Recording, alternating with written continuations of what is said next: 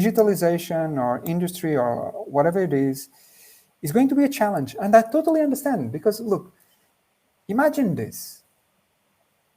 You are an experienced engineer, say, and you have over 20 years experience. So you are very, very good at what you do. Suddenly, they move you to another country that speaks a completely different language. For illustration purpose, let's say Japan, because I don't speak Japan.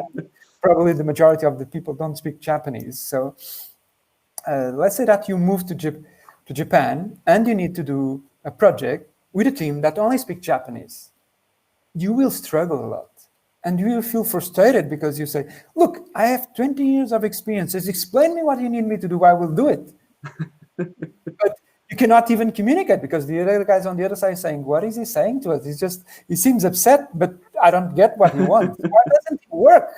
Well, he's so good. Why can't he just do what we know that he's good. Why doesn't he do this stuff?